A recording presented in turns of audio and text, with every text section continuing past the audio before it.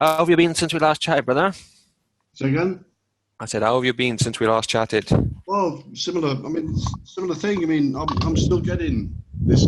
I sent that video because that's pretty much exactly what I'm involved with here. You know, the quantum tape, Absolutely, absolutely fantastic quantum video. tape stuff. Yeah, I'll feature it at the end. it Yeah, took me years to fantastic. figure that. It took me years to figure that out.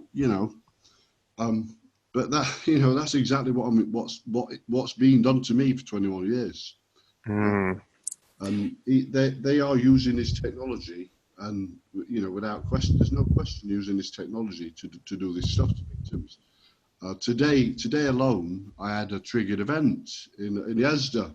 Yeah, it's one they regularly use that he started using about 5.5 years ago, 6 years ago, and that's a local guy called Mick. It was a fearsome looking guy, and the initial when he first started using him, it was the conversation went surrounding sort of he cleans the streets. Yeah, and we're coming back to mm. this. We're coming back to this waste. The fact that they think I'm a waste of space and useless and garbage and no good and all this. Yeah, Mm.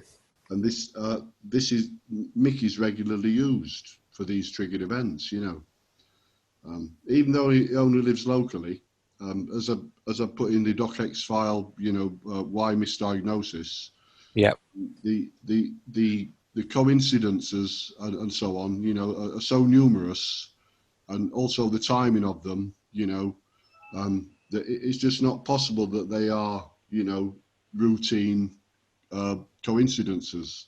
That they are definitely using Mick in these triggered events. William, reality mutation wizard, right? He's still doing this to me today.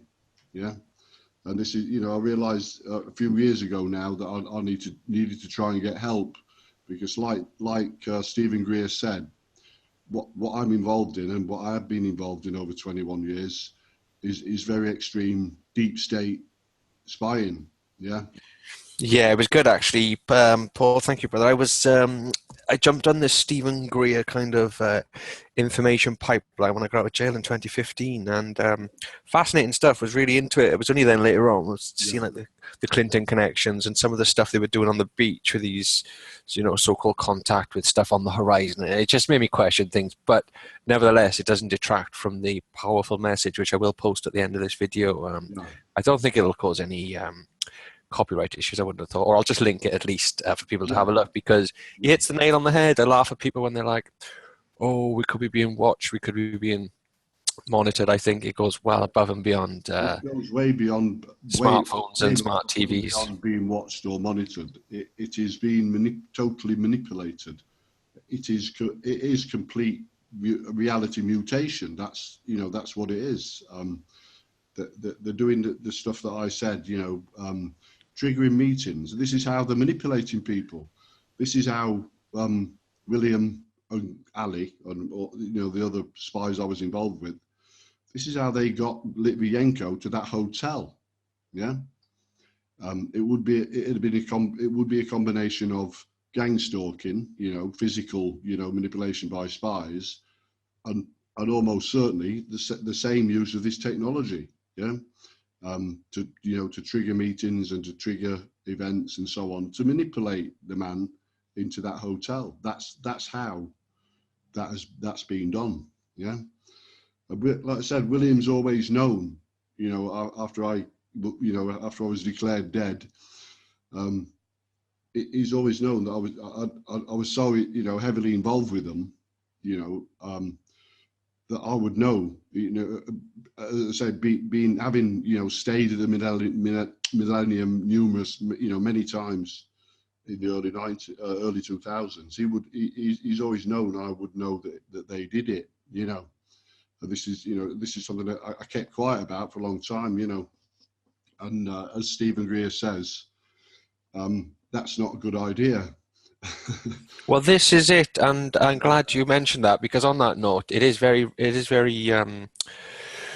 relevant to mention, this is very much how certain people I kind of connect with and operate with. We are just like, you get everything out there, everything out on the table, everything out in public domain, out on the social media, because you've got nothing to hide. If you've got nothing to hide, you get it all out there. And once the public have seen it, it's there. And I think it does change the game, doesn't it? And he talks about, you know, really, I mean, what you can take from my story. I mean, I've got evidence. I mean, you say people, you know, have said, you know, who's this guy? He's a, you know, indeed, yes, indeed. I've had a few people like, who the hell is this guy? I've never heard of him. I've been in the TI community for a while and all this, and it's like, well, exactly. yeah, But you know, this is the nature of spying. You know, the nature of spying is that you don't know who anybody is.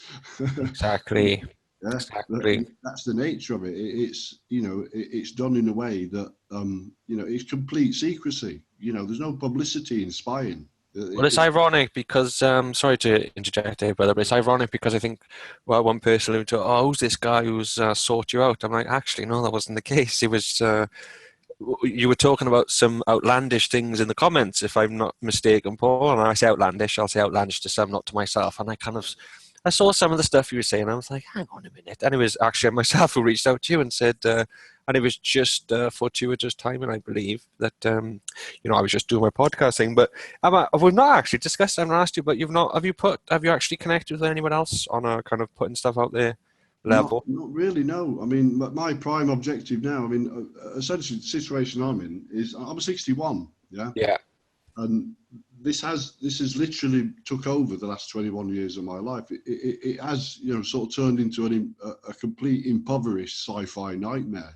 You know, I've never, you know, I've lost my properties, my life savings, got used as a, you know, spy asset for 10 years, declared dead, and you know, I mean, you know, I was astounded by what happened to me. You know, and you know, got reclusive and this, that, and the other. And you know, I've literally lost 21 years of my life, you know, being involved. The best, what should have been the best 21 years of my life. Yeah. Indeed. Yeah. They've gone. You know, they've disappeared. They've, you know, sort of gone into the sunset, haven't they? You know, I'll never get those years back. And I'm now at a stage where I might not actually ever get employment. You know, I have retrained and things like that. You know, I've got decent skills in web tech and so on, but it is a nightmare to try and break into the job market and things like that. Well, it's ironic you should raise that issue, Paul, because I will mention it only because you've mentioned it. Someone, you know, posted the is it X-Host, Facebook page and whatnot, and I was like, well, yeah, you know, I know as far as I'm aware, Paul, you'd said you'd done the Open University and you'd retrained or whatever, but as you say, he was like, well, he hasn't really got much on there. And I was like, well, it's a difficult market to break into. I think these things are so super saturated. When you look at just Fiverr, you know, I use Fiverr quite regularly. Yeah. You know, you're up against it, brother. But yeah, it's just people have their own perspectives. And to be fair, it wasn't that anyone was kind of casting aspersions on you per se, but they were just being, you know, the nature of the game. Just, you know, be careful who you're connecting with and who these people are. But at the end of the day, brother, you and I have chatted, and you know, we've kind of connected and resonating, and you know, we just need to get this stuff out there. So if we can, brother, before we go, because this will be the third time we've connected now, we've got parts 1 and 2 out there. So you know, you know where we're at with the narrative. Parts 1 and 2 are just, you know, I mean, I'm sitting on so much knowledge here. That's what I'm saying. So let's start getting into the next level of the stuff now, rather than if we can kind of go to roll ground, so to speak. The fact that I'm still getting triggered events today, I'm still 1 year old, in 2019. You know, with my life already ruined, is very disturbing to me. You know, so I'm pushing. I have solved the ruin fraud on the Maida Vale property. That's been solved, but I'm battling it on my own. You know, you're coming against people who, you know, sort of, you've got to try and, you know, you don't got a lawyer, you know, you don't got a solicitor, because, you know, it's a very unusual situation, you know, that you don't come across many UK government ruin frauds, do they? You know? Yeah, this is it. This is it. Don't come across them, you know, so it's hard to get, you know, anybody to help you and things like that, you know, and I'm still to this day, now I'm right now completely isolated in a very vulnerable situation, you know, with, you know, virtually no income, 61, no way of seemingly fixing the situation. I'm battling to get, first of all, the money back from that ruin fraud. So I've got at least a little bit of wriggle room, you know. Yeah. Yeah, of course, yeah. Spending the rest of my life just trying to get the money back from that fraud. Do you understand? Which would even, you know, would be what would happen. Which is how it would end up if I'd sort of got a regular job and so on. You know, that, you know, days of, you know, becoming an entrepreneur and all this are long gone, aren't they? You know. Well, never say never, brother. Never say never. But I understand the sentiment of what you're saying. Yeah. But tell us, if you would, where are you right now with this kind of remedy and recourse? Because I know you sent me some documents and details. You're dealing with the ombudsman at this it's with the point of ombudsman. time, is it? I've told both the ombudsman and the Halifax that essentially now the investigation into that fraud has closed. You know, with as far as I'm concerned, it's considered proved beyond a reasonable doubt, by virtue, by and large, of the Daily Mail article. You know, and that was staring me in the face for quite a number of years, and I sort of left it. You know, I got reclusive and I got depressed and this and all sorts of stuff. You know, I was still being abused. You know, I was frantically trying to learn, get some skills and things like that, you know, because, you know, middle 50s now, sort of life's coming to an end, you know. It's like a nightmare, you know. Yeah. And, so I left it for a bit, and then, you know, I realised, a few years ago now, obviously after William drove past top of the road here 6 years ago, and I realised that this stuff was still going on, and it got worse. You know, I had saved up some money and things from part-time jobs and so on, and since he drove past, I've had, I've lost a lot of savings. I lost my driving licence because of the 10,000 assaults on the motorway, and they were all done using the technology. They're using quantum tech, predictive technology to do that. Yeah.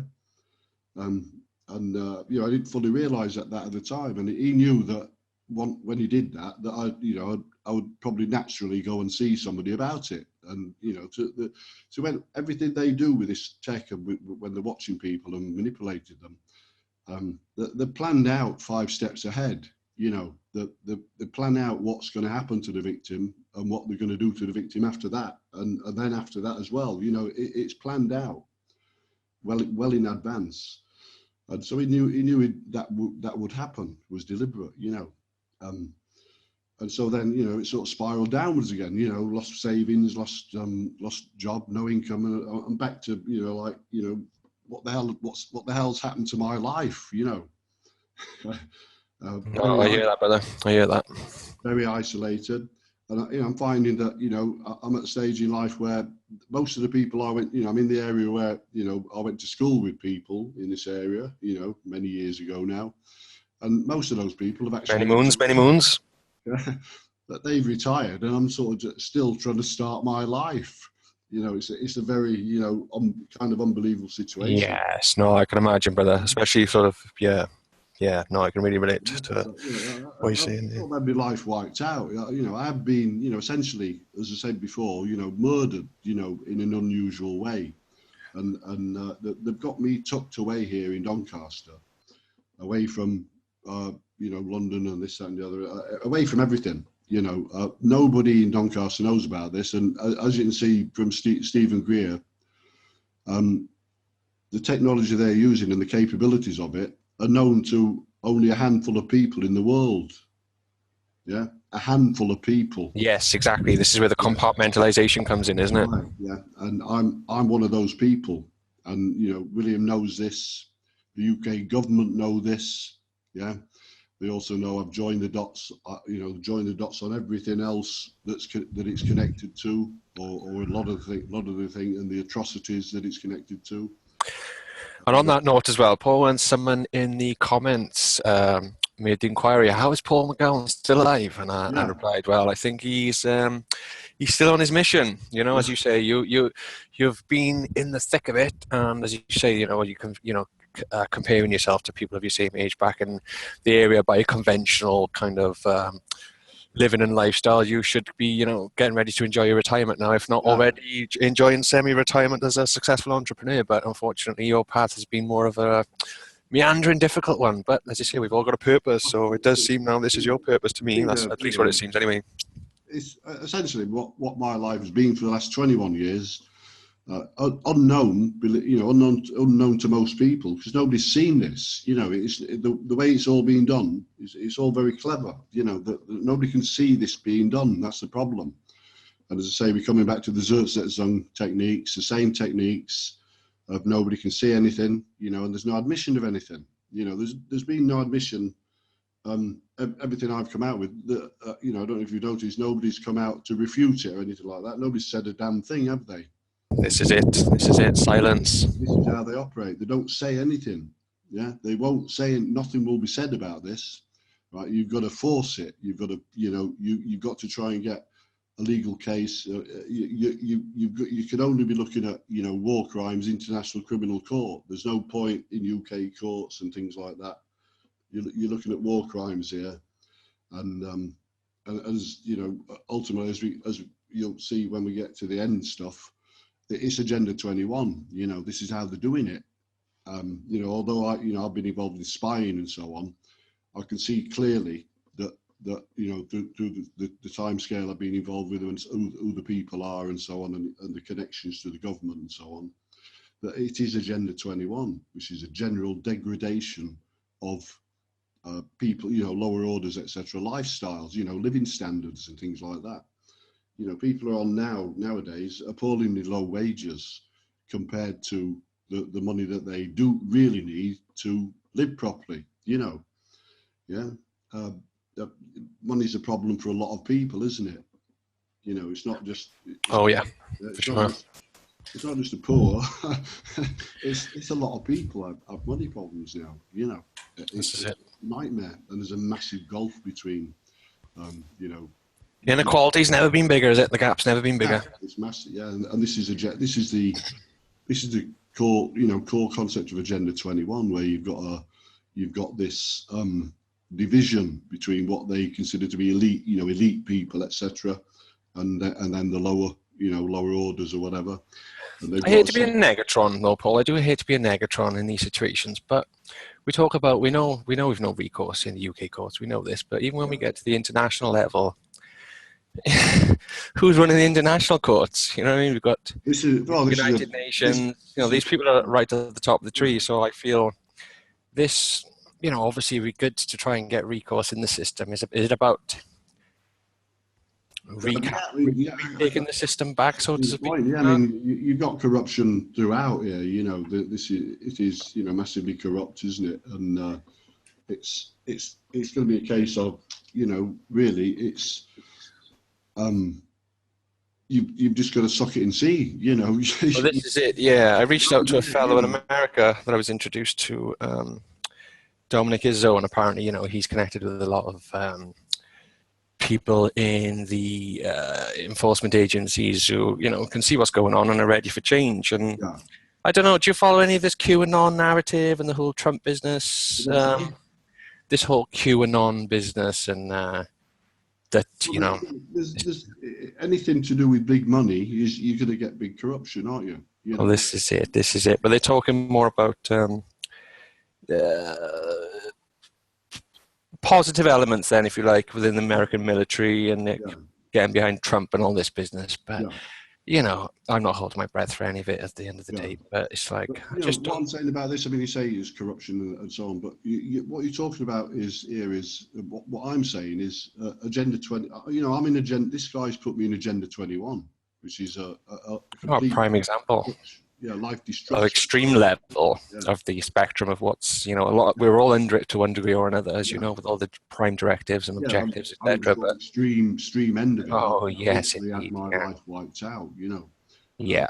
It's obviously with the extreme also psychological abuse, because what they do is they sort of waste 20 years of your life and then they ridicule you about it, you know, sort of in subliminal messages and so on. ridicule you, so you've Mm. wasted your life. You failed, you complete failure, you wasted your life, you're no good, all this, you get that in subliminal messages. So, you talk about a form of murder, and as I say, it is strongly connected to zersetsung cases, and I think with the right, I mean, I can get a lot of evidence. I mean, I was just about to say, you literally took the words out of my mouth. I was going to say, talk us through the evidence that you've got, or the evidence, well, the evidence that you've got, but also the evidence you're trying to access to as well. I know what evidence I need to bring a case here, but one of the main ones is the phone records from my phone, which will tell a lot of things. It will tell. Are we recording for the thing? For the. Oh yeah, we've been recording since the beginning. Yeah. Oh, right, okay. Yeah, all good. You cut out the ums and ahs then. No, we've been good. You've been fine. Honestly, yeah, I'll cut out the little bits, but yeah, no, it's been good. There's a staggering amount of evidence that sort of, I don't know if William thinks he's left no evidence. I think he's seriously wrong, because if I get those phone records, that's going to show about at least 8 years of the gang stalking and the manipulation that was done to me. It will show locations, times, dates, who some of the people were. It goes without saying, though, Paul, that those requests would have flagged up those numbers, and certain people would have been informed of the request, no doubt. Do you agree? Well, of course, yeah. I mean, original request has gone to GCHQ. Yeah. They turned it down. Now I know William operates on a tyrannical level above the level of GCHQ and so on. He's using, this, quantum tech, reality mutation technology to get things done, and it's now in with ICO, the Information Commissioner's Office, and I've told them this is for a war crimes, crime against humanity case.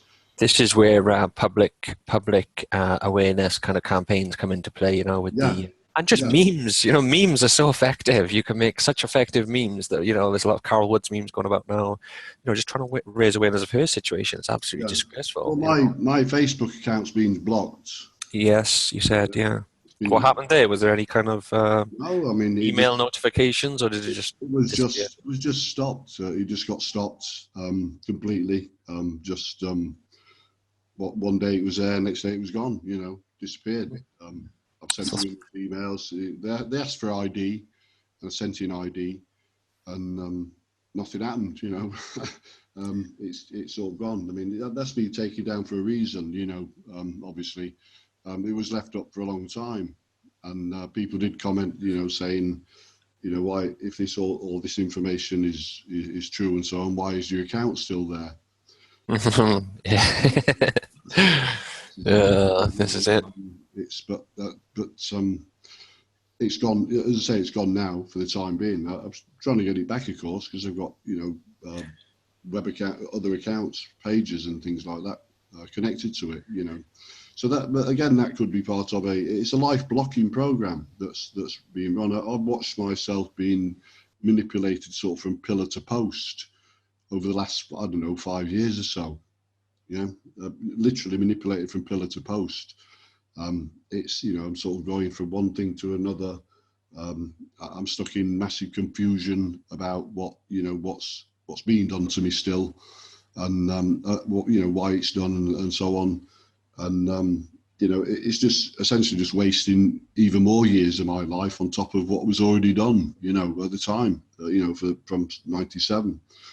And it's just sort of ongoing. It's like you're in this kind of cycle, Groundhog Day cycle, that you can't break out of. And it was nice to note, Paul, I must say, that a couple of people did comment, and we're actually really grateful that you've shared your experience in such depth and clarity, because they were fully able to relate, and your experience coincided with their experiences. You know, as I said, some people are going to listen to this and think, absolute parent nut jobs, you know, this is craziness. But unfortunately, you know, we're all on different levels of the spectrum. And, Yeah. you know, it's not just the ability to be able to understand, it's sometimes the ability to be able to accept that these things are being done to you. I think a lot of people are having certain experiences and just kind of rationalizing them and explaining them away, you know what I mean, and all these kind of things. To my mind, what I say is, if essentially victims shouldn't accept that it's being done to them.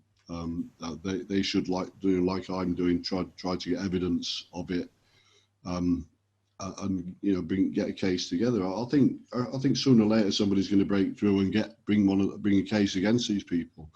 One of the main problems for, you know, victims of this is that by and large they don't know who's doing it. You know, they don't know if they're being targeted, or they might know if they're being targeted, but they don't know who's actually doing it. My case is very different. You know, I know exactly who's doing it, and I know an awful lot about them. It adds a whole different dimension, doesn't it? Yeah, you know, it's, you know, these people know I know an awful lot about them. You know, from the 90s onwards, and some of these people are still around today. You know,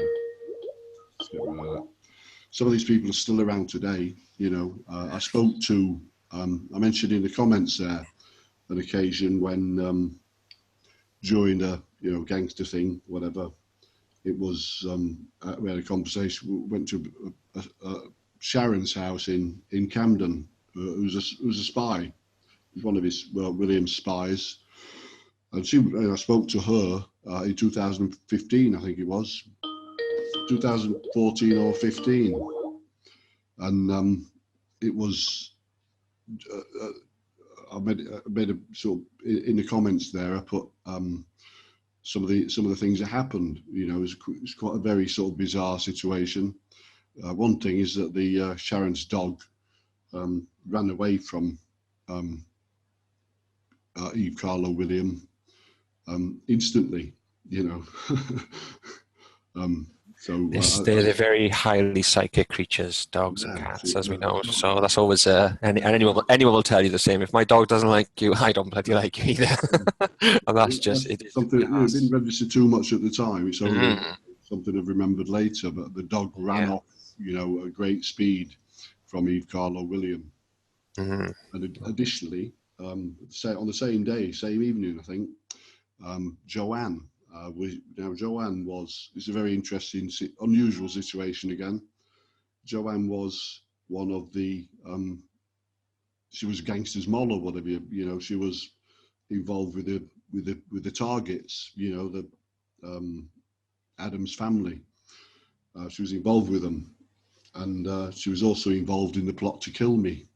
Yeah, she was on a number of occasions used to try and set me up into some kind of meeting or whatever, you know, to get, I don't know, get killed or get shot or whatever they was going to do. And I think she tried a couple of times to do that.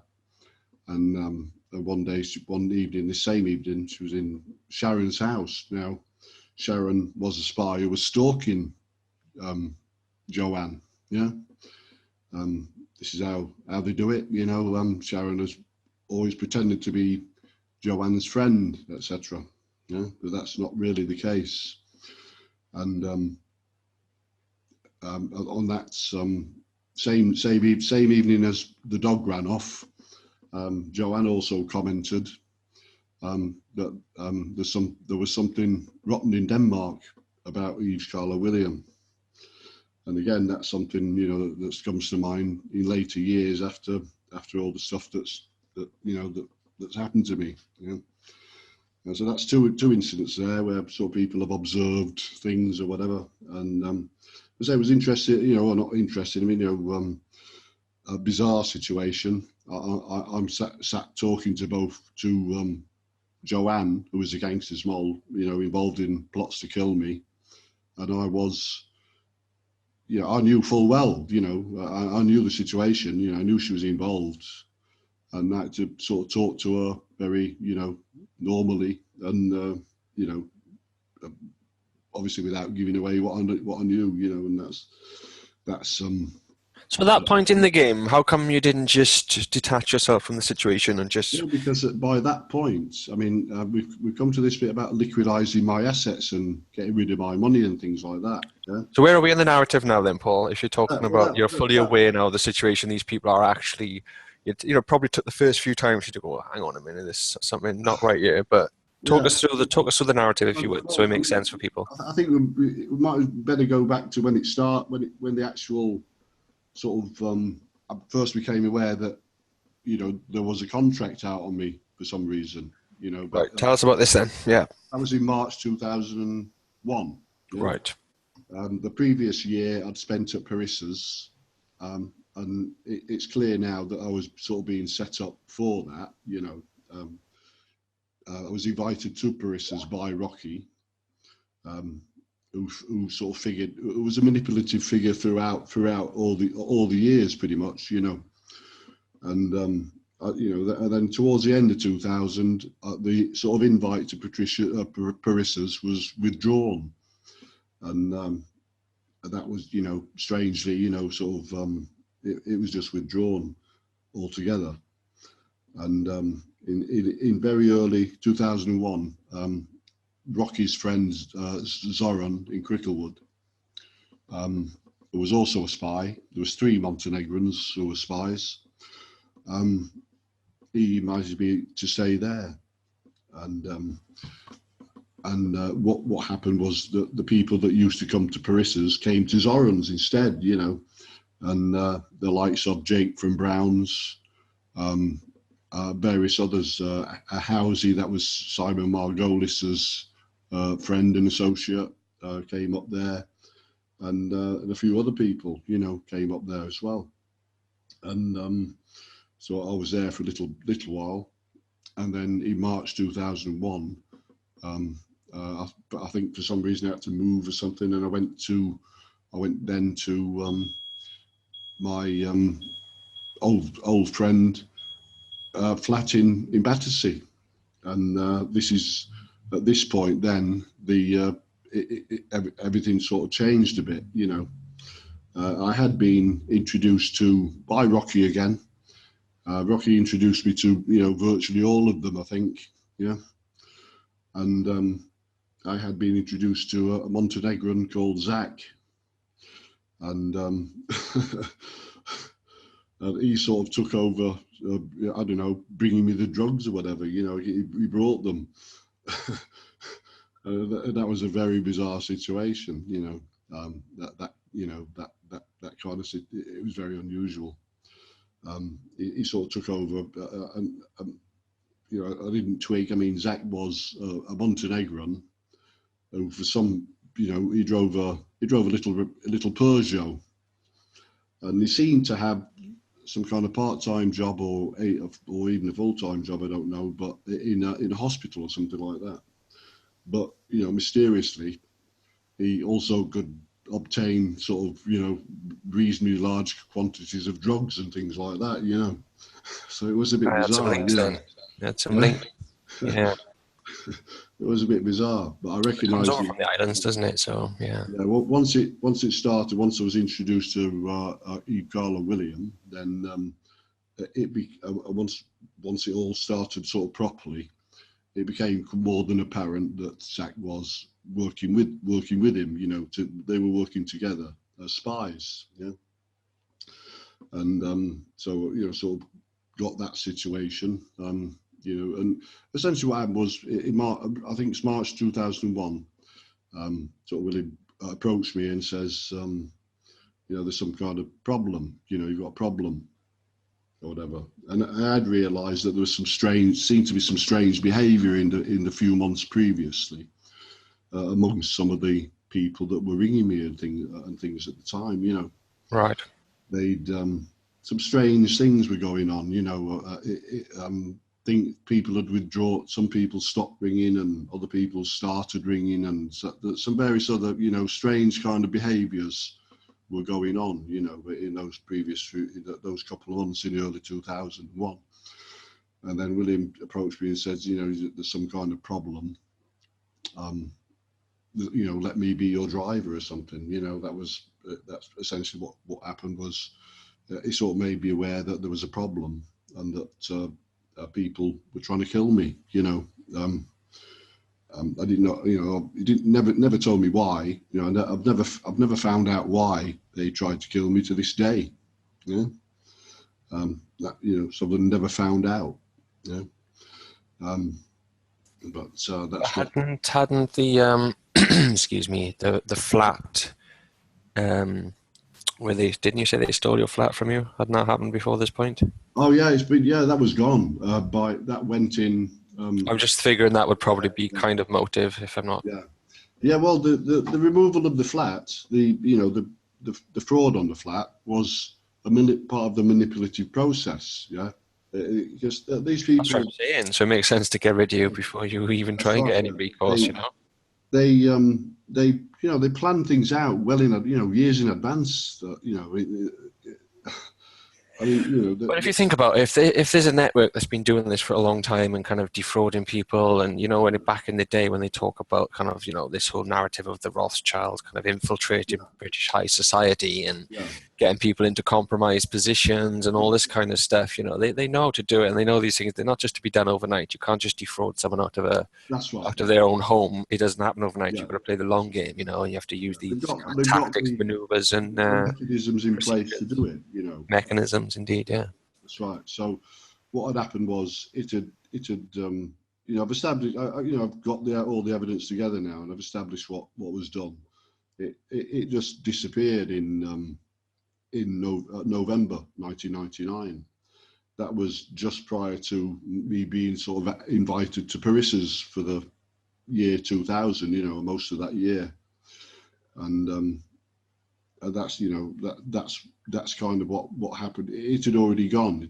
They'd actually done it, deliberately in preparation, because it was planned out well in advance. The man's planned my life out well in advance here. It's not just a couple of months. It's planned out for years, my life. And so it had gone. So. I mean, technically, I was technically, from 2000 onwards, technically homeless, really, realistically. Yeah. And I wasn't, doing a proper job or anything like that. I'd been sort of manipulated from my, driving Chris Evans to BBC and so on. I've been manipulated from that, and turned into this sort of, I don't know, just turned into this drug dealer or whatever, and it was, again, like I said, it wasn't planned. It wasn't, Someone mentioned in the comments, Paul, that people can't make you do things that you wouldn't essentially do yourself. And I think it comes to a level of, like, as you know yourself, brother, I've served 7 years in prison for drug dealing. I don't consider drug dealing to be unethical. Obviously, there are, well, at least the drug dealing that I was doing, which was basically, cannabis and MDMA, which is, safe and tested. My point being, though, if I just may just finish my point quickly, is that there are different levels of things. There's a difference between kind of being manipulated into selling drugs, which, as I say, for me, I don't really see such as a moral or ethical issue any more or less so than other kind of similar things. But when you get into the, the realms of, for example, people trafficking, I was banged up with a guy, and he chatted to me, "Oh, what are you in for?" Blah blah blah, and then I said, "Oh yeah, what yourself?"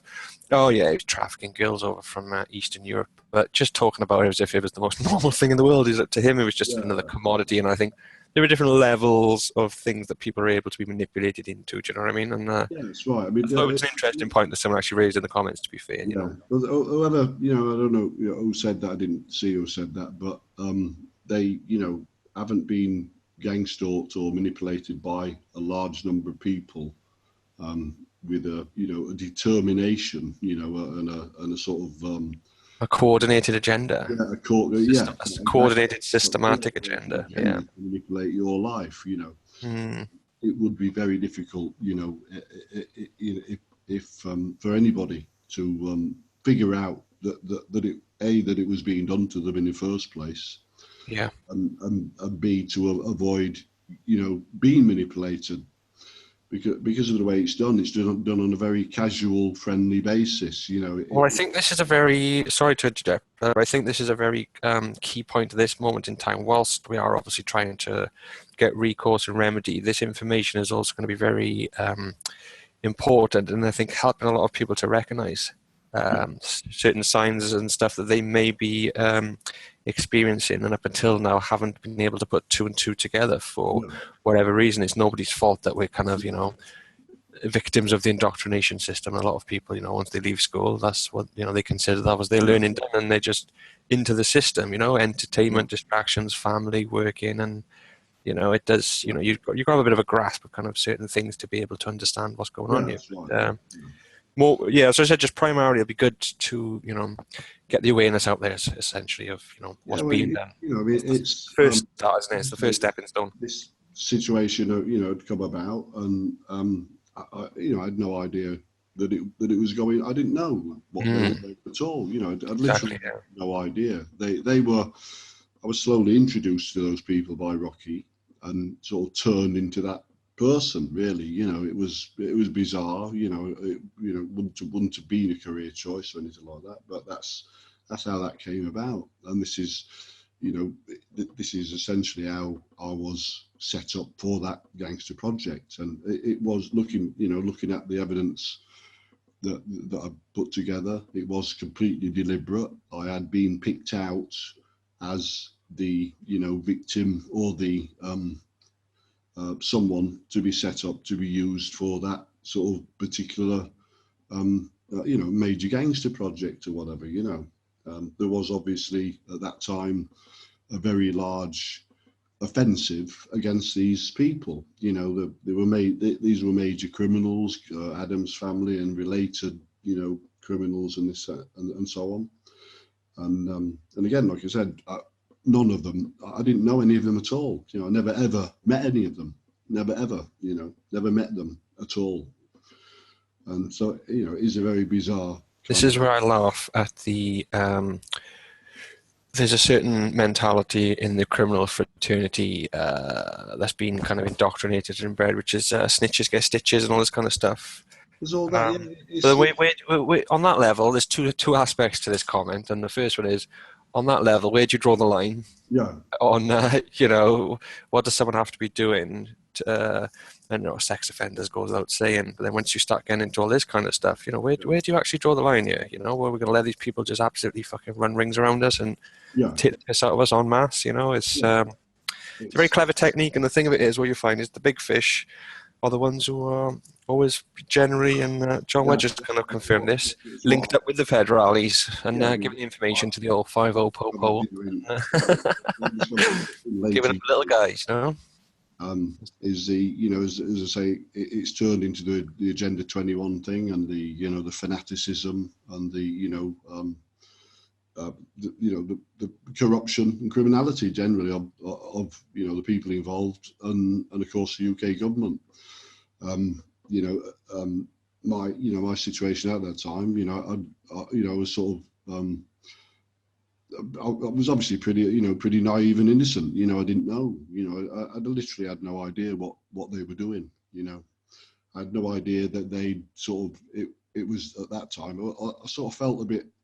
I sort of wondered about it a bit, because what happened was, all of a sudden, in sort of within a year or something like that, I suddenly acquired a lot of drug customers and things, and that's, I suddenly acquired them. I didn't sort of go, put posters out or, of course, an advert. No, it works. I just sort of acquired them, and I've identified, looking at it, later, that how I acquired those was via Rocky.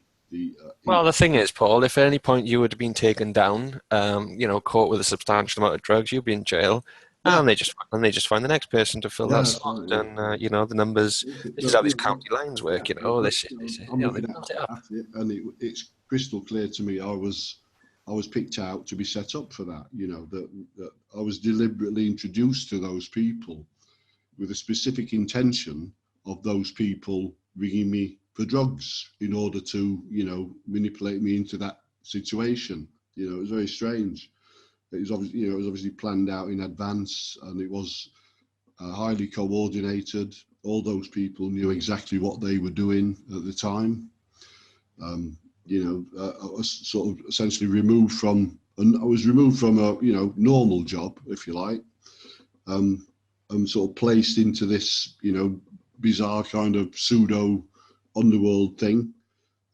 Not that and sort of lumped in with people that I didn't know and never met, and never had anything to do with, and so on. So it was pretty bizarre, getting to that situation. And as I say, it rolled on from there, So where did we roll on to from there, Paul? Where's the next different stage in your narrative? Take a break for a minute, because of course, yeah, by all means. Let's say what I do want to stress about this. I know you talk. This is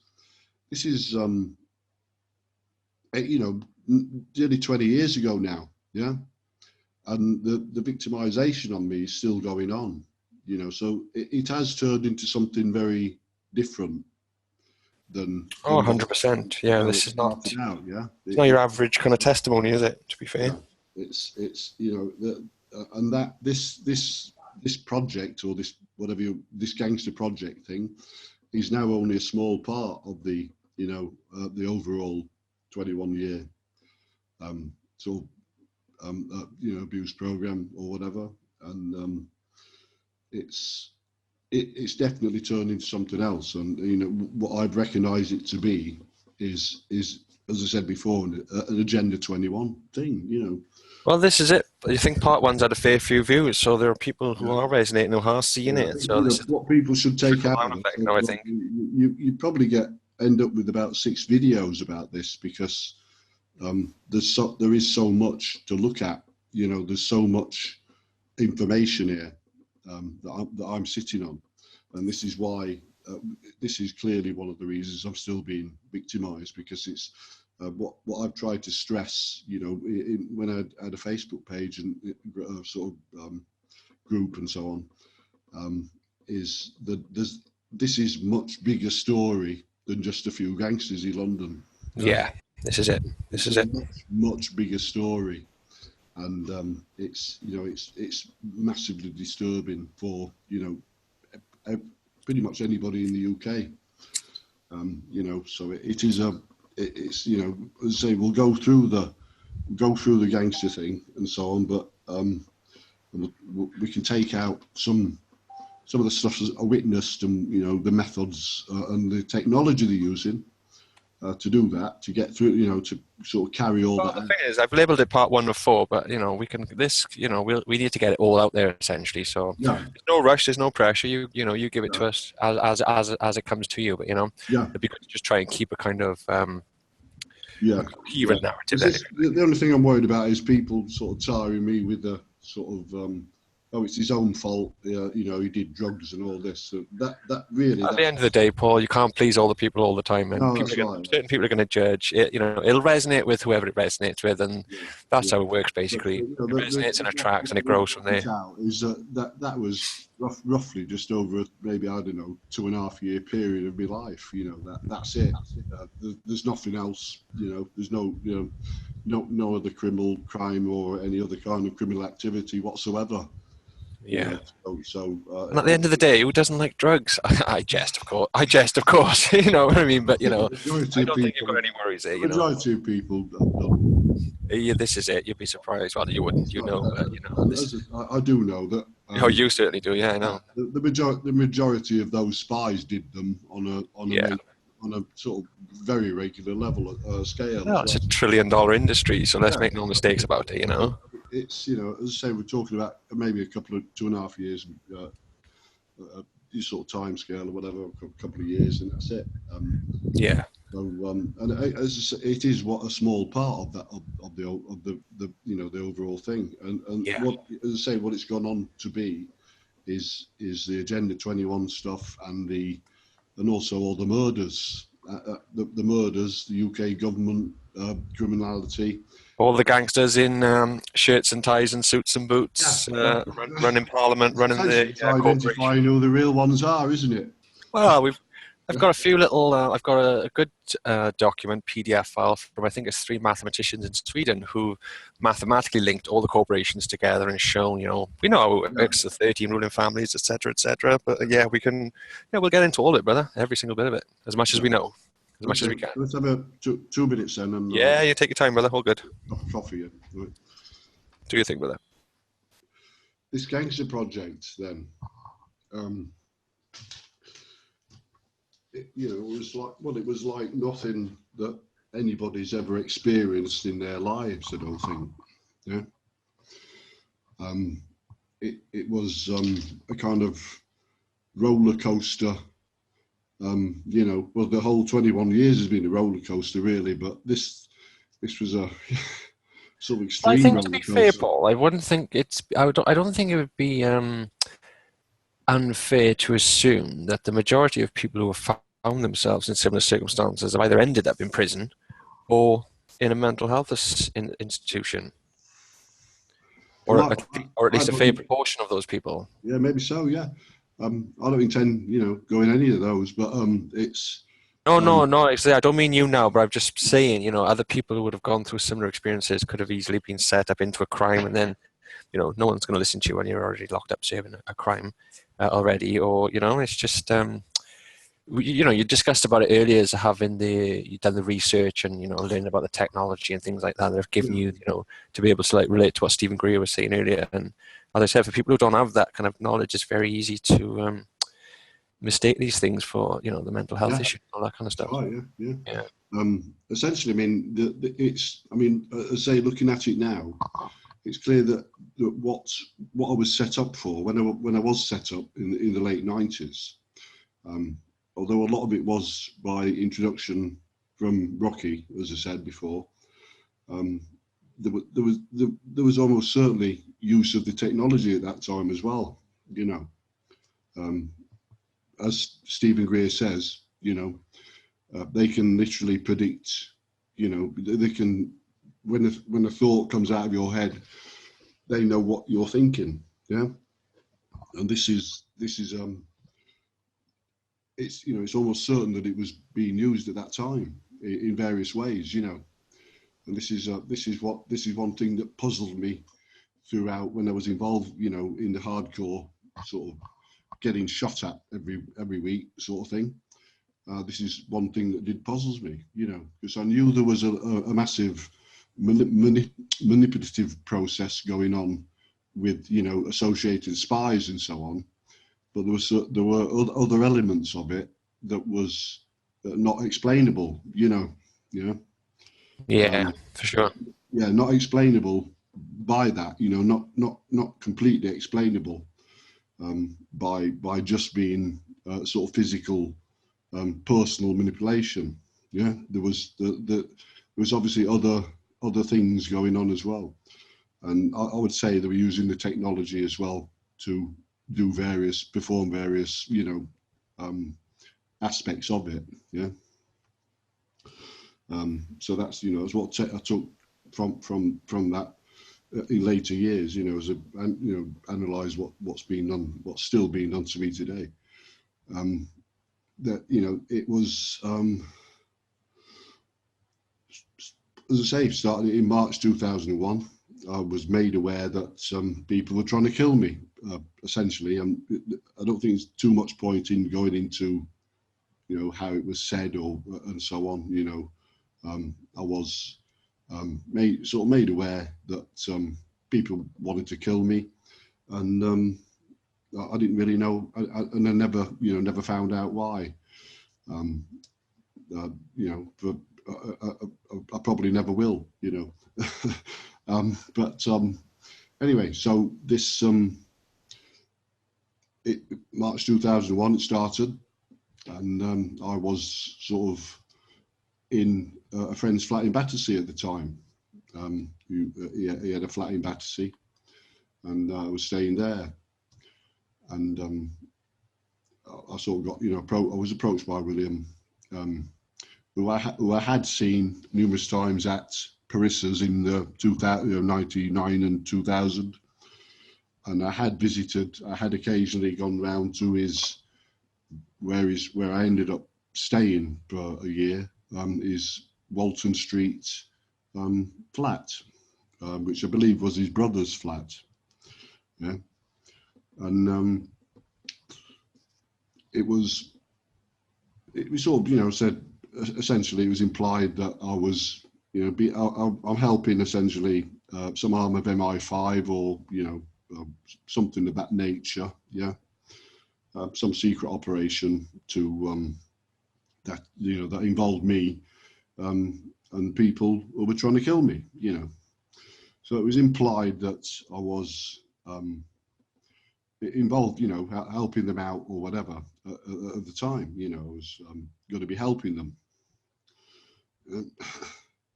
and that was the first thing, and it sort of started from there. It started out by I stayed at the beginning. I stayed at the Battersea place for I think a couple of months. I think something like that, and that the first couple of months were when sort of fairly intense activity sort of started taking place. On what in the Battersea flat. There was on one occasion a motorcycle assassin who was sort of hovering around outside, and it was everything was sort of implied, but when I was never told, oh, that's a motorcycle assassin and he's waiting to kill you. Yeah, it didn't work like that.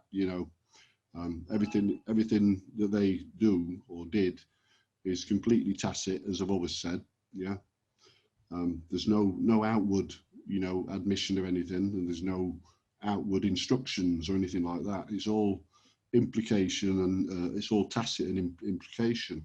Yeah, and so that was one, occasion, one of the early occasions when a motorcycle assassin was hovering outside that Battersea flat, and I sort of said,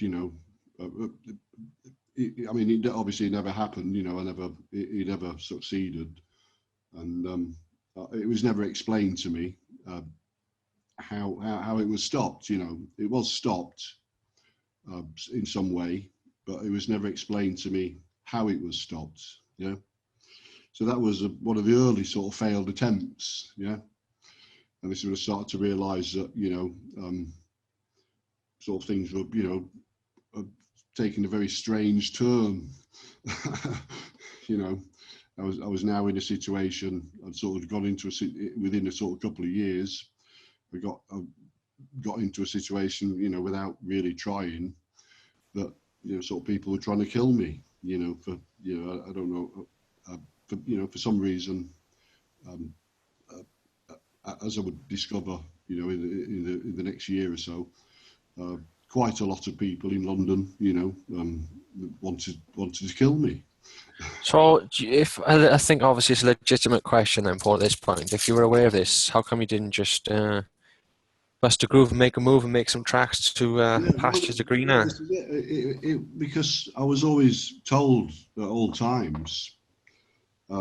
And this is where the sort of ambiguous kind of sort of comments came in, that everything was going to be okay, everything was going to be fine and things like that, And this is where we've got the sort of double meaning, the statements that have double meaning.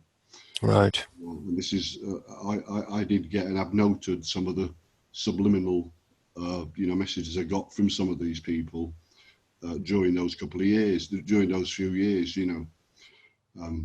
I subsequently discovered that it had been planned all along that I would be left homeless. That was always the plan, and but they never told me that. And they never actually told when it actually happened.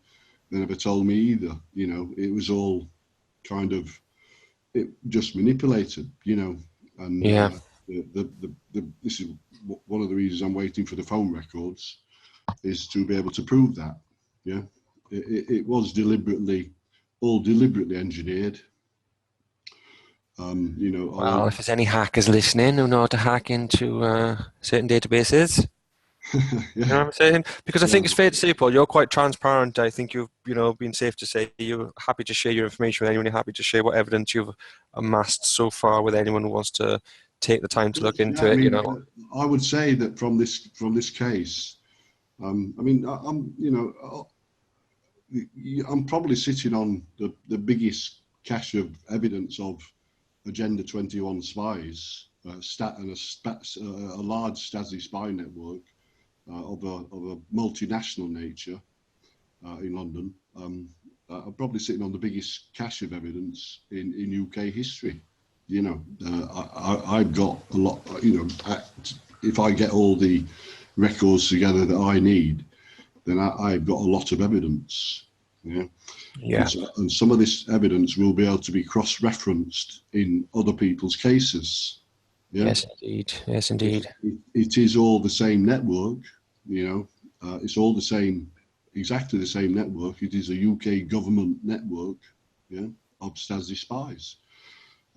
So you know, clearly they do lots and lots of different things. You know, so there will be involvement with other cases. You know, Brian Harvey's case, I've already found a cross-reference in that. I have mentioned it. I don't know if Brian's seen it or anything like that, but Refresh us if you would be so kind, Paul. sorry. Would you the refresh reference, us if you'd be so kind? Is Jake of Brown's nightclub. Oh, that's right. You did mention Jake. Yes, you did. Yeah. Is a known an eyewitness to be a you know, Stasi spy in Eve Carlo William network. Yeah. Right. He came numerous times to Parissa's and was a good friend of Parissa, who ran William's spy house. And also he came up to Zoran's when I was there in Cricklewood, and he you know, came in a number of times there as well. Yeah, I was clearly being, you know, stalked and manipulated by these people, you know, on a daily basis. So that's one cross reference. There's approximately estimated up to 200 people that were manipulating me for those, you know, 10 years in total. And there were clearly a lot more besides that I didn't know, you know, I'd never met and, you know, didn't see or whatever. Yeah. So there's definitely, there was and is definitely a very large spy network in London that is, you know, completely not admitted to, it operates in complete secrecy, and uses this technology, you know, the quantum technology, Stephen Greer stuff or whatever, to get things done. It's a very high tech, you know, space. You know, I've got it mapped out as a high tech space age control grid, you know, throughout the UK, and in fact worldwide. Not, you know, not just the UK. Certainly, at least in the Five Eyes countries. Yeah, it's without question. It is a massive network. There's obviously a lot of other people involved in it, various nationalities, and it is, yeah, it is very disturbing that this kind of network can be, you know, assembled and operating on a tyrannical, you know, secret level, with no recourse for victims and so on, you know, or seemingly no recourse for victims. So yeah, it's very, you know, disturbing, and of course, as you know, as we know, it's horrendous to be a victim of them for, you know, 21 years. It's a life, to being a victim of these people is a life ruining experience. Yeah. They literally sort of take out so many years of your life that you haven't got the time left to fix it, you know, fix the damage, staggering collateral damage. well, this is what they rely on, isn't it? Yeah, they do. Yeah, that's it. And that's you know, that's essentially what they're doing, you know, to the victims. They you know, the victims get, you know, seriously hammered. We've seen this with Brian Harvey. It'll be the same network that's doing stuff to him, and they'll be using the same technology, the gaslighting, various the things they'll be doing will be the same. I think he's come out with a few examples of what's been done to him and so on. And he as we know, he became a reclusive as well, didn't he? Got on top of him. What was? Oh, for sure. Done. Yeah, badly. Very reclusive. And I don't envy the guy. I really don't. That's exactly what happened to me. About pretty much the same 4.5, 5 years as a recluse I was after what was done to me. So you're looking at it's a very large spy network, and it does involve the likes of Facebook, Google, Outbrain, Twitter. It's a massive corporate network. It's massive, and there's tentacles all over. Massive tentacles. It's a massive network, and it's to me, it's without question. Ultimately, it's without question a new world order, Agenda 21 network. That is fully that the UK government is fully invested in. On the quiet, yeah. Yeah, kind of a elitist network where sort of it's very judgmental. Somebody makes a sort of tiny mistake and they might pay for it for the rest of their life and things like that. It's very judgmental. It's a nightmare, and it's something people I think should be aware of. As we'll come to it in a while. I literally watched one of them stalk an MP in 2001. The same person handed me the book on Robert Maxwell, sort of letting me know that they did that. There was tacit notification sort of thing of what I'd become involved in. That's a little subliminal message. That's what that was.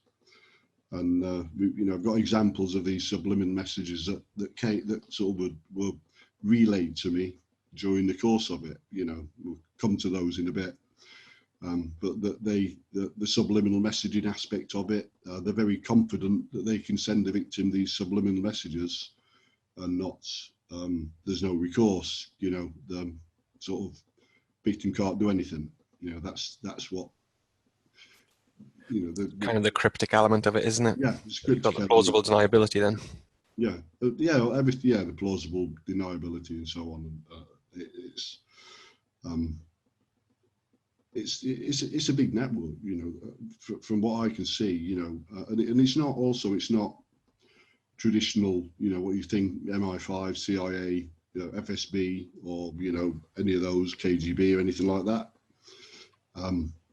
Not NSA even, this is, as far as I can establish, this is a much bigger than anything that anybody's ever. Well, there's an infrastructure in place. They've developed an infrastructure through the military, through the judiciary, through the police forces, through the prisons, through the intelligence services, through the advanced, research enterprises and all the rest of it. And then you've just got individuals, it seems, running amok, above and beyond any kind of jurisdiction. That's right. Yeah. And that's what I've come to find anyway. Yeah. Especially with the, David Wynne Miller. It's very interesting stuff. Was just getting into back in 2017, and he's like, they're just jurisdictions, that's all, and some people are above and beyond, like the Bank of International Settlements and all this stuff. It's in their charter that they're above and beyond any other jurisdiction. So these things are not hidden; they put it out there for everyone to see. Operating on a tyrannical level, I watched, to come to it again, I watched numerous times police being triggered to go to certain, locations, to do things like, I don't know, maybe arrest somebody or catch people or and so on. I'm very, very certain that those police didn't know where that instruction really came from. Yeah. You know, where that sort of call out or whatever actually came from. Yeah, well, they weren't part of the sort of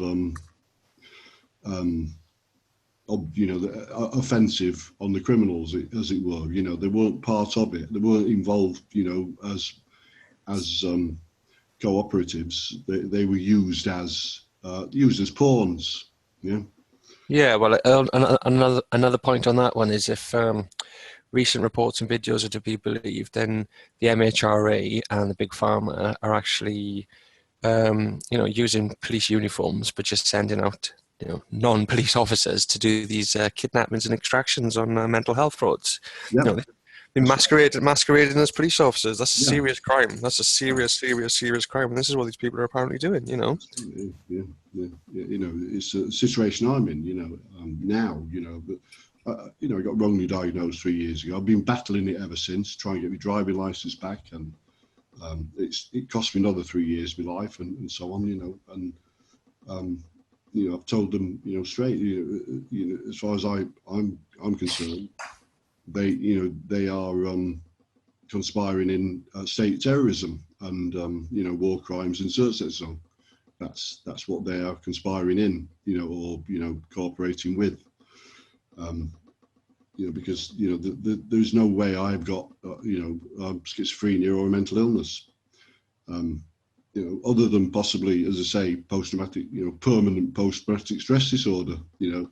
Yeah, well, that'll be understandable. You know, having this done to me for 21 years, you know, and destroy my life, you know.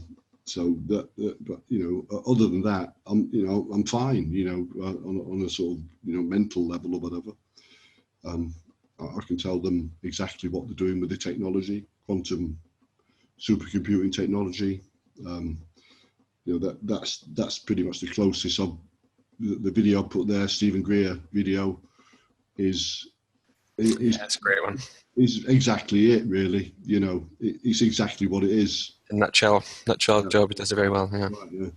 So you know, I'm being, you know, having my mind read on a daily basis, and you know, events triggered, you know, during the day as I'm, you know, attempting to fix the appalling collateral damage they've already done.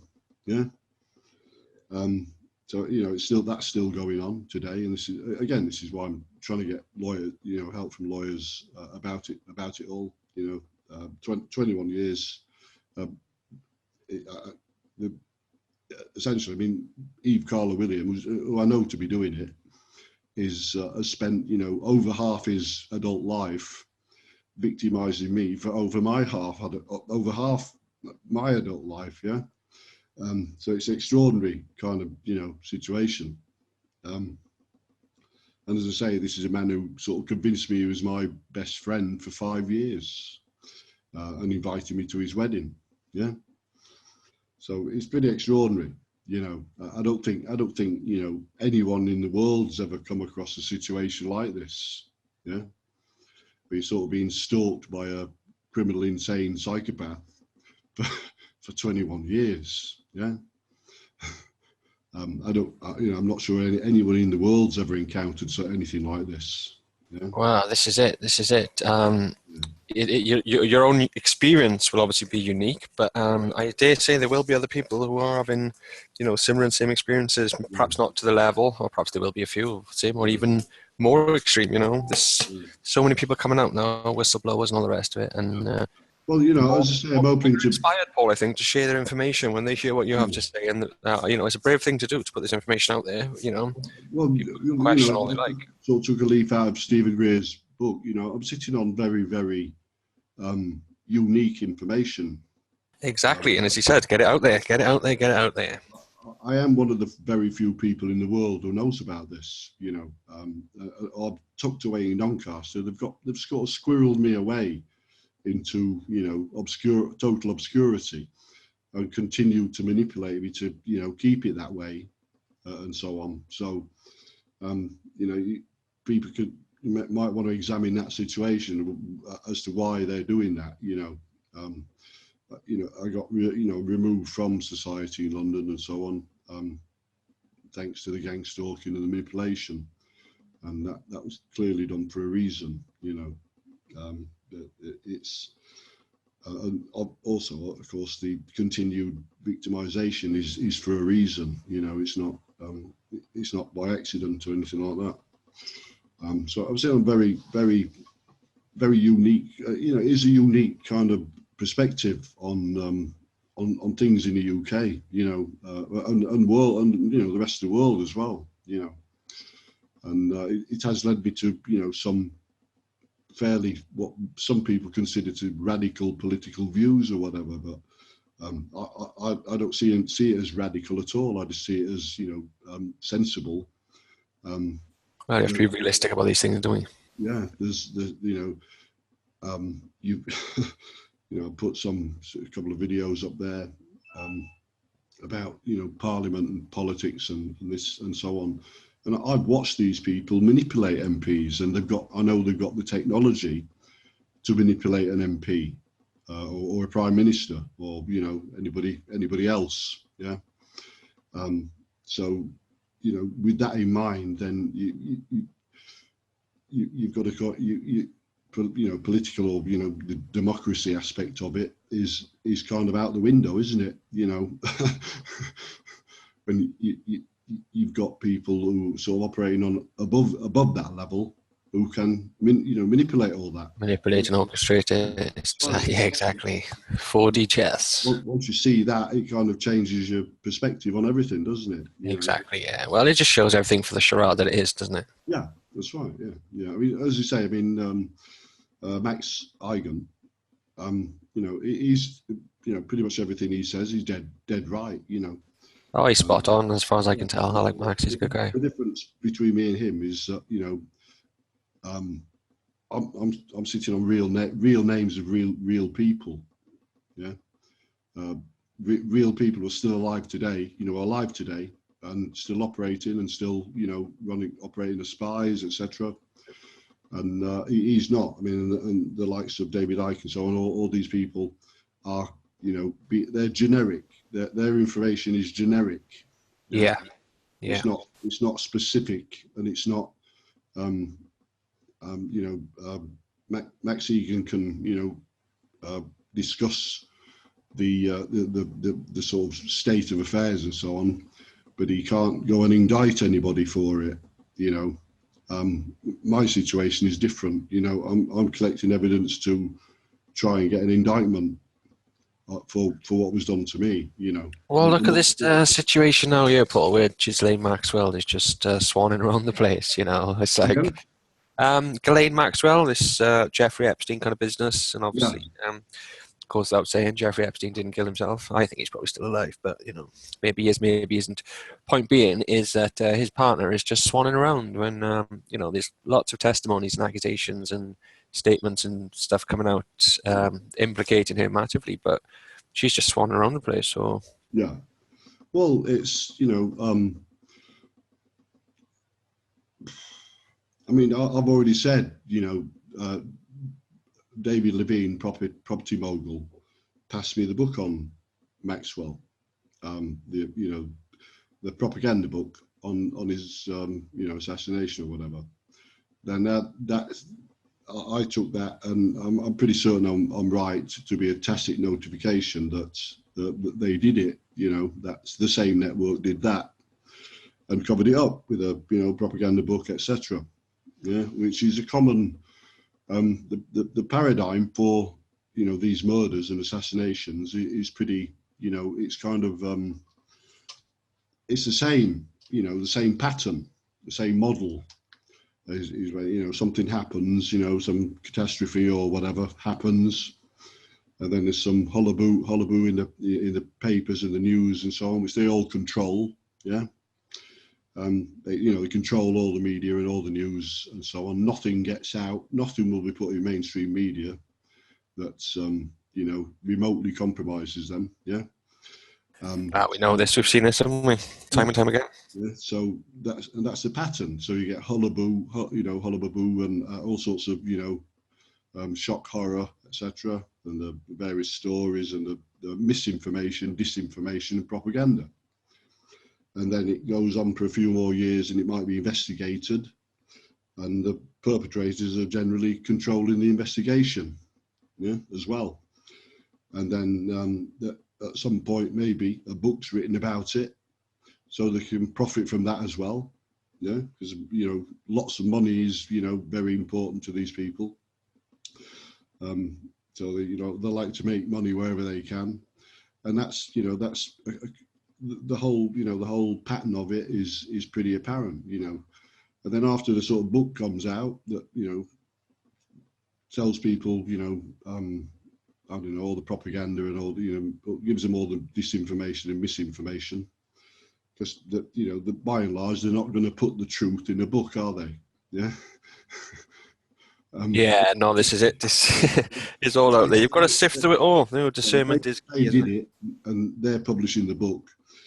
They're not going to put the truth in that book, are they? Yeah.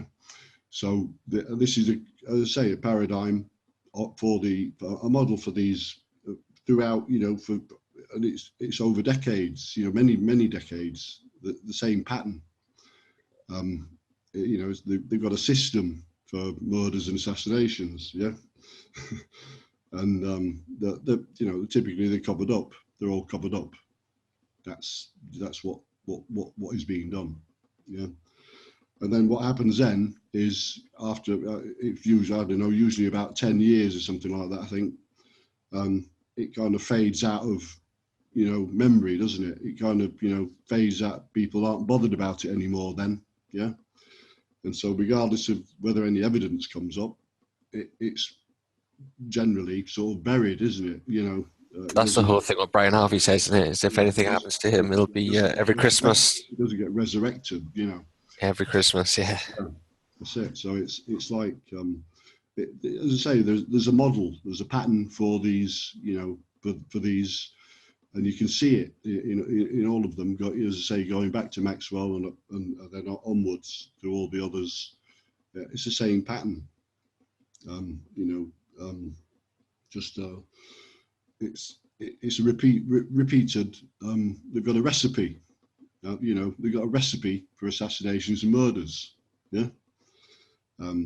Some are, you know, written off as accidents. Some are written off as suicides. Some are written off as murders, but done by somebody else. Yeah? It's probably a little handbook, Paul, isn't it? Assassination 101. Yeah, but whatever. Ultimately, by the SAS in association with Mossad. Ultimately, it's never them. Yeah? And this is, you know, people like myself who know this sort of stuff, know these things, can, you know, end up with their lives compromised and ruined because of it. Because, you know, as I say, you know, as you've noted yourself and other people have said, you know, this guy's a nobody, yeah. You know, who's this guy? Who's a nobody, right? Yeah. Yeah, yeah. I'm a nobody for a reason, yeah. You know, I've essentially been hammered into this position by, you know, massive manipulation of my life for 20 odd years. Yeah. This is, you know, that's. And obviously not by choice. It's not by choice, no. You know, I didn't leave London by choice. Yeah, I left London because I got defrauded out of everything, and, you know, using a major spy project, and left deliberately homeless. That's why I left London. Yeah, and it's, you know, it's the victimization has gone on since then, and it's carried on to now at 61 years of age. You know, so I've realised a few years ago now that I needed to try and get help with what's been done to me. You know, you know, the extraordinary stuff, the extraordinary things that have been done to me. You know, by these people. What I'm kind of hoping, Paul, is that a lot of these younger people now who are studying law and who've been hoodwinked into the indoctrination system, as we all were, come to see, you know, the Bar Association, the Bar Temple Society for what it actually is, and kind of and wake up to the reality of, oh shit, you know, I've been hoodwinked, and then those beautiful, sharp, you know, fantastic minds then kind of turn their attention towards more noble causes such as these Yeah, humanitarian issues, which yeah. Well, there that's my needs kind to of be dream anyway. My hope that we can reach out to these people and really what's going on here. As I say, ultimately we're looking at Agenda 21, which is it's a murder program, but it's not what people think. It's not. and a slow kill, isn't it? Slow Yeah, kill. it's a slow destruction of somebody's life. That's what Agenda 21 is. It is kind of the Truman Show, sort of long-term manipulation of the victim to sort of, disassociate them from society, isolate them, ruin their lives and careers, abuse them, psychologically, etc. Compromise them financially, sort of just give them so many problems to deal with. Like, as I say, like the original zersetsung cases, give them so many problems to deal with that, they just can't, do any fight back or Overwhelmed. Yeah. Yeah, that's it. They just literally get overwhelmed, and this is how it's being done. But there's also a lot of other sinister aspects to it,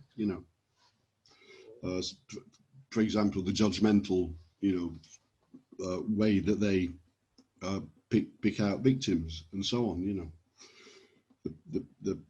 They're using sort of kind of yardsticks and yardsticks of success and positivity and contributions to society.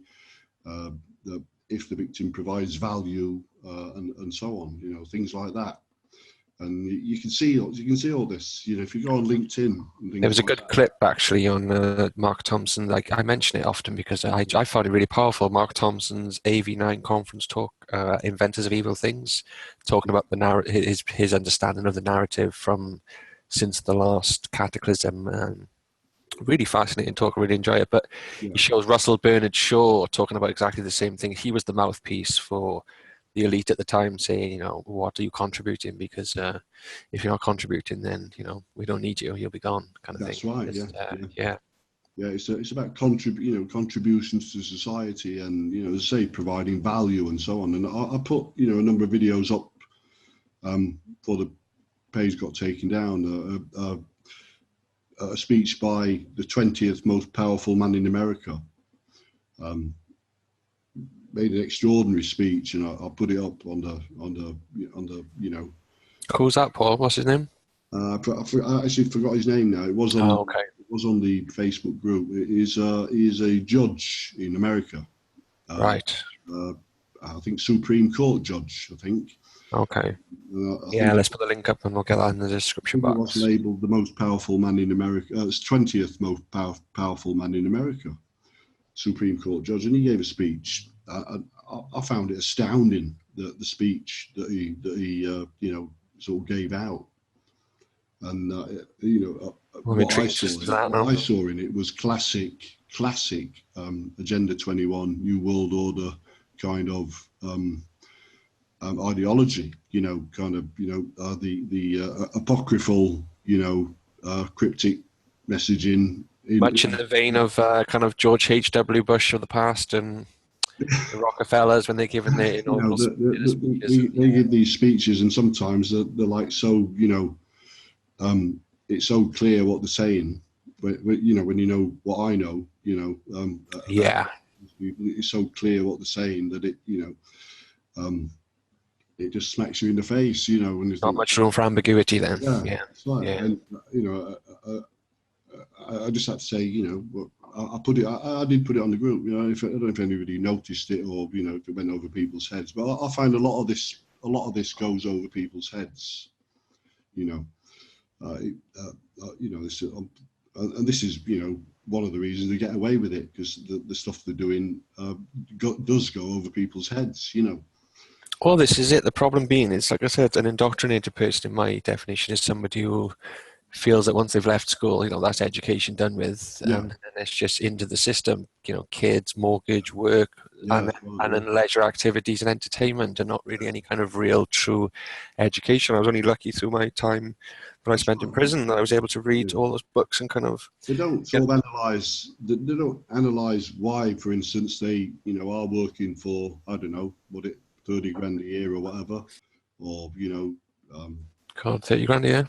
yeah, yeah. Well, you know, they don't sort of analyse why that is. You know, they don't analyse where the rest of the money's going. You know.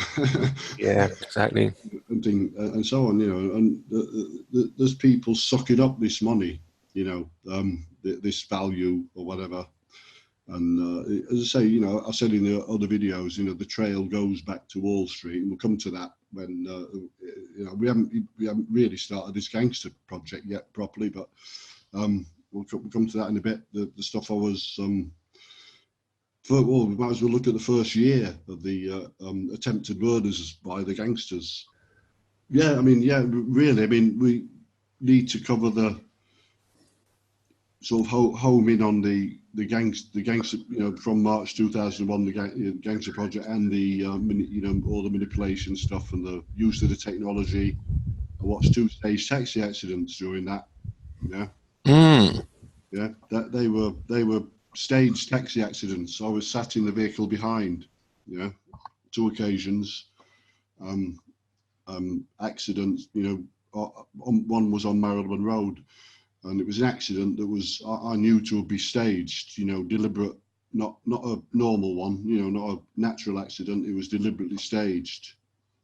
And that was done using this technology. That was done using, you know, the quantum technology. Yeah. Now, So what happened there? Was it manipulation of the traffic lights, or oyster skull, or what do you think? Exactly how, but they've definitely staged a taxi accident by, you know, some form of, they're using this technology somehow to cause that accident. It was deliberately done to stop, as far as I could establish at the time, to stop people, to stop assassins or whatever who may have been in that taxi. You know. Oh, I see. It was something to do with, the trip I was on at the time. Right. The car behind, you know, with that criminal psychopath William sat next to me. Yeah. You know, and it was something I noticed, you know, that it was a staged accident. It was done, you know, it was, you know, deliberately. Have you seen the film I Spy, Paul? No, It came to me the other night. I've just remembered it now. Yeah, very relevant. Very relevant. The guy gets led by kind of AI, but it's all like he gets messages on, you know, TV screens and subway signs and all this kind of stuff. So yeah, definitely worth a mention. Kind of relates into this, you know, programming in plain sight and all that jazz. Yeah, yeah. And that was done, as I say, that was done. You know, that was staged, a staged accident. That was definitely, and you know, I witnessed it. So when I read, as I say, we read about the reports on the, you know, the famous accident in the tunnel, the French tunnel. Yeah. But you kind of sit, you know, when you've been involved with what I have, you kind of sit there and say, well, you know, that was almost certainly a staged, you know, deliberately engineered. And I'm pretty certain that it's nothing to do with a yellow Fiat or a drunk driver. Yeah. So that has connotations, doesn't it? You know, you know, it's been, if that was deliberately staged, then it's, you know, somebody knows about it. Then well, knowing who's involved and the level of you know, these things, I think it's, you know, we can never say unless we have evidence. I can't, you know, but we can paint a picture, and you know, these things are well within the realms of possibility. Yeah, but it's kind of, I mean, you have got the evidence, you know, but it's, you know, the Stephen Greer video, that little one. I mean, that, you know, it confirms what I already knew. You know, I've known. Well, when you understand gematria as well, when you understand gematria and the numbers and the fact that, you know, this place is just one giant satanic ritual to some of these people. That's right. I mean, that is also evidenced in itself as well in gematria. The numbers don't lie with a lot of this stuff, you know. It's very, very, very, very powerful gematria, and a lot of people should look into it if you don't.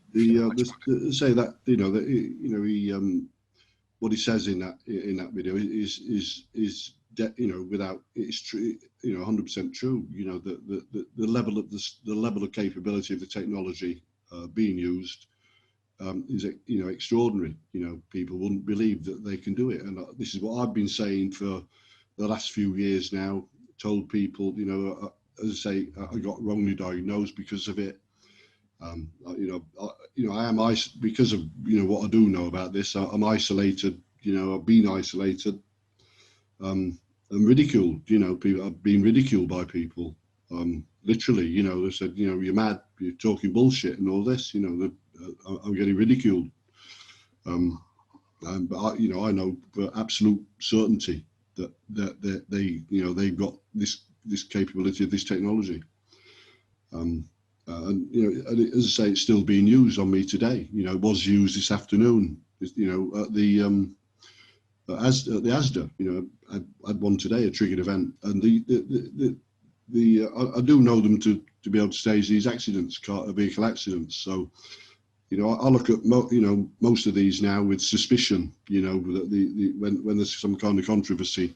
Well, now they want all these electric cars on the electric grid, all automatically controlled, makes it more easier for these kind of things as well. So, and I definitely look on that case as with very, very heavy suspicion. And it's I would say I don't know whether Mohammed Al Fayed or whatever has given up on that or whatever, getting any kind of justice or restitution for well, it. Mohammed, if you're watching, reach out, brother. More than happy to have a chat. To me, that was done using this technology and not by any other means. So obviously there's major connotations here. If you've got a government that's that criminal, and about it, what you're kind of. Well, I think the problem is that there's certain people in certain placements, right? It's all compartmentalized, and as the whistleblowers have shown us, it's all compartmentalized. You've got certain people in certain positions, and where it comes down, it's this hierarchical structure, order follower kind of structure that is enabled them to kind of put this system in place so effectively, or at the very least corrupt certain good systems that were in place before. That's right, But it seems there are more people underneath it. Again, it comes back to then that whole QAnon narrative and trust the plan, and these military factions are going to kind of. But I think what comes after that is the question. I'm not a pessimist, but I'm kind of not really buying into all that. I'm afraid it's not floating my boat, Paul. I must say. But this is it. I mean, it goes too far, well above and beyond it, and we know this. Yeah, I mean, as I say, I mean, I've always said, the story I'm sitting on, that it goes back nearly 30 years altogether. Back to Maxwell, Soros in '91 and so on, and it's all there's nothing. Pretty much nothing happens by accident. None of this stuff. It's all completely planned and manipulated.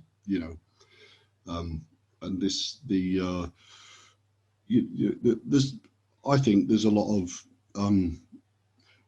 ancillary dead people involved in this. The overall thing that I'm involved in. Spying and so on.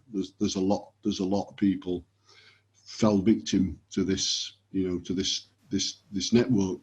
Have you put together a dossier of people who you think? Not well. No, or you just got it in your head at the moment? A few, yeah. I have put a few together that I'm pretty certain are victims of the same network. Because as you say, the thing is, they've got all this analytical AI technology that they're using for their nefarious purposes, but it comes to the same point then, Paul, where we can put our data into these same kind of programs to cross-reference these links, and I think a lot of it will. This is what I'm saying. This is what I'd like to try and bring the first person of interest kind of level, analysis of the evidence, and it'll show itself what it is. Yeah. Well, I'd like to bring the first Agenda 21 war crimes, crimes against humanity case.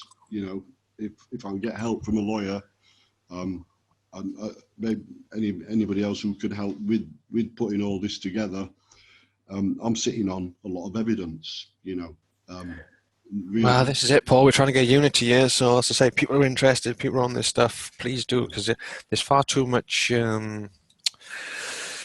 discord and disharmony and disconnect and arguing, and the trolls are most of these people are trolls. They're kind of, I've seen a few about, but I think the majority of them have been shown for what they are. They're not even worth listening to. They're idiots, and the rest of us just need to crack on and get this stuff together, I think, and try and As I say, I'm still I'm hoping, by the end of this year to get most of the evidence available to be examined. In my particular case, ideally you need a scanner, right, to get it all scanned in and put together as PDF documents, and keep the originals. I have to put it into evidence folder and sort of disseminate it. And the phone records, as I say, which I'm waiting for to prove the gang stalking that was done at the time. And as I say, I have already proved one of the ruin frauds in my case. Well, the thing is, Paul, I think what we do on that level then is whoever the people are who are in charge of the units or the operations that are refusing to release those documents, you hold them personally liable, because it's you're causing harm and loss then, aren't they, as an individual? Yeah. Well, that's right. I mean, it's been looked at. The only way to look at this is war crimes, crime against humanity, international criminal court case. I've literally been murdered for 21 years. It's staggering length of time. 21 years to have this done to you, and it's completely altered, radically altered the course of my life from 97 onwards. Never been in charge of my life properly. Well, that tells me, though, brother, is your spirit is strong. Your spirit is strong to have been able to. No, I'm serious, man. I'm serious. Your spirit must be strong to be able to have maintained this level. And this, I think, is now our opportunity. I think we've come to a crossroads, brother. We're at this point now where it's do or die, and we either need to all come together and sort this shit out. I've got to 61, and my life's, essentially, in traditional, in normal terms now,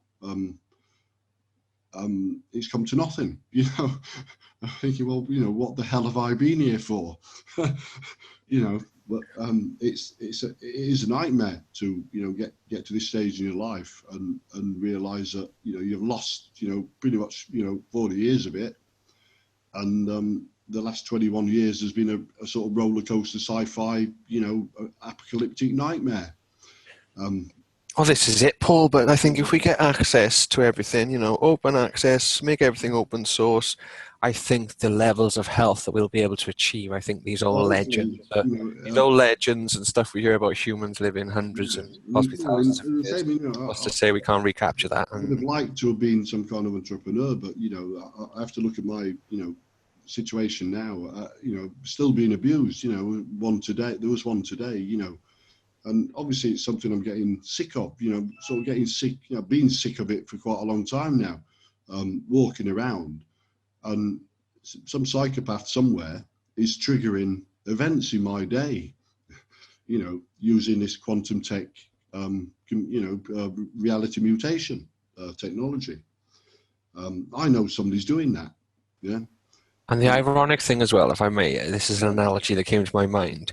The way these people are operating these tools and instruments to conduct their nefarious activities, because, Kevin Christian talks about the same thing, and so do a lot of other people. It'll be the equivalent of other people sitting on the toilet playing Candy Crush. You know what I mean? It's this, they're just... This is right, yeah. I mean, I know it sounds bizarre, but it is true, isn't it? Yeah, exactly. But what they're doing is that they're messing around with somebody's life on a life, literally a life-ruining level. Exactly, yeah. It ruins. It completely ruins your life. You're completely ruined, and that's what, as I say, we come back to the Truman Show thing. I'm chasing up the ruin fraud on my Maida Vale property as soon as possible, because until I get restitution for that, I'm still I'm potentially borderline homeless for the rest of my life until I sort that out, because there's no there's no way under normal circumstances I can get that money back. I lost about £500,000 to 2 ruin frauds. I know that's not a lot of money in today, nowadays. But you're not alone, Paul. There's lots of others people who've been in the same position. Neil talks about it. Carol Woods has been in the same position. There's lots of other people who've had the same position. So it's about getting these cases together now and So I mean, if there's showing people what's other what's people, going down. in a similar position, if for instance they've been in London and got, I know there are other victims of this in the mid 90s onwards, late 90s. Rocky himself, that's again, we come back to the spy who introduced me to them all at the time. He himself told me that one girl, another girl that I knew at the time, called Bianca, had lost her property as well in Kilburn. And that's, a similar thing, same time, so around the same time. And it was again during the huge property boom. And it's highly likely she was defrauded out of that to prevent her, gaining from the boom, etc. Profiting from the boom or whatever, because it was massive, as I say, massive property boom at that time.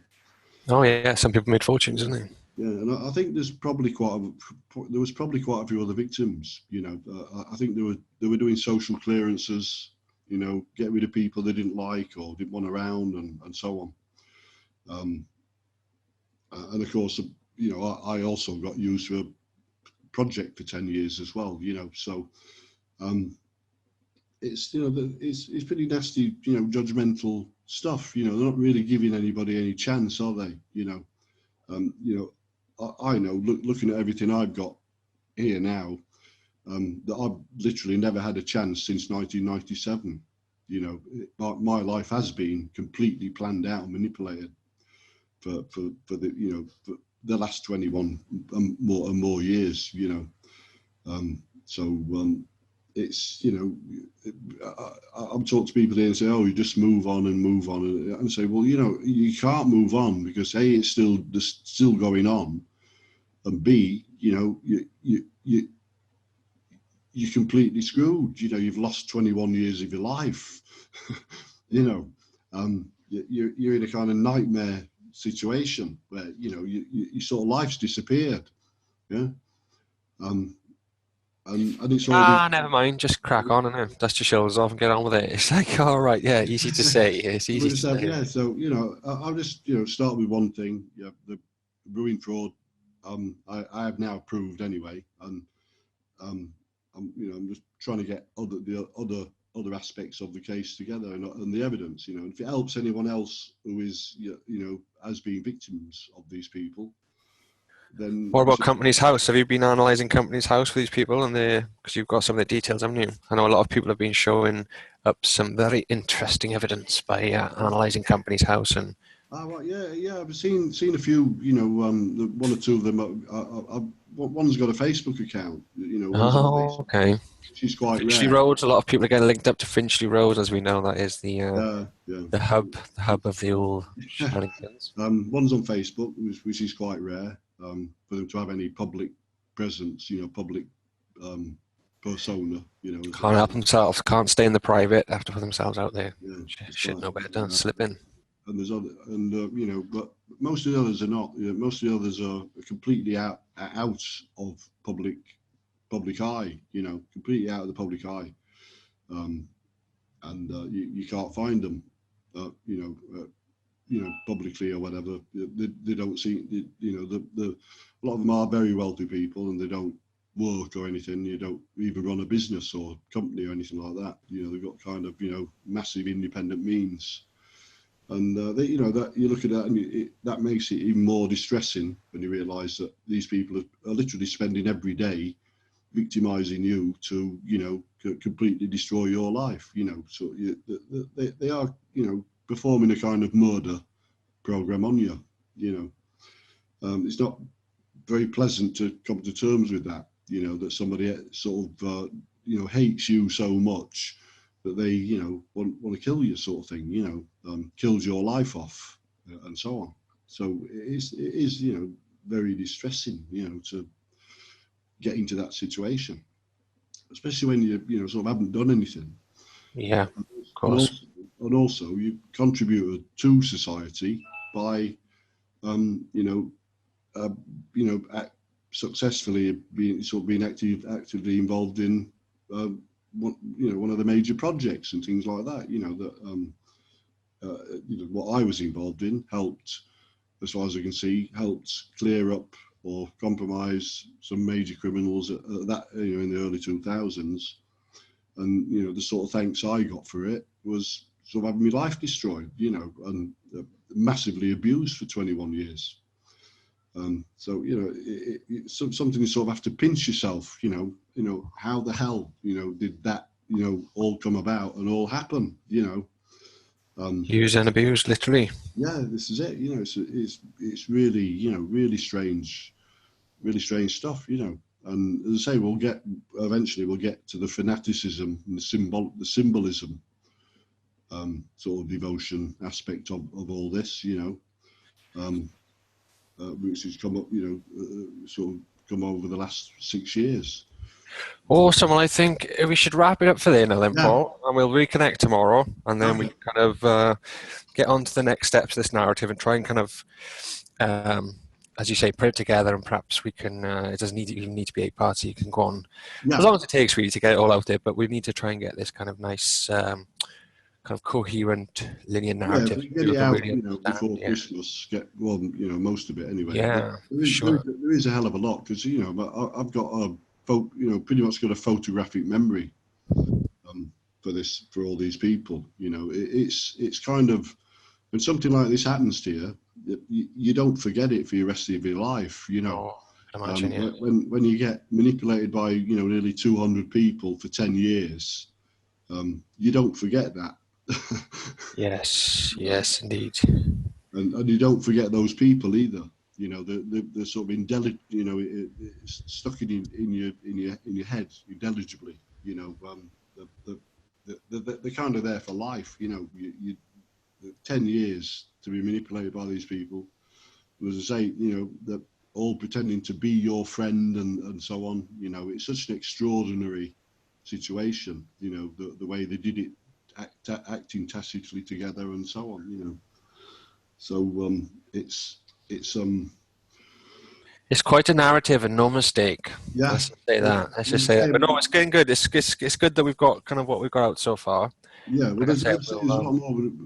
Yeah. Try and get it in some order, so people can see how it has, sort of progressed over 21 years. Because there's a lot of very disturbing stuff.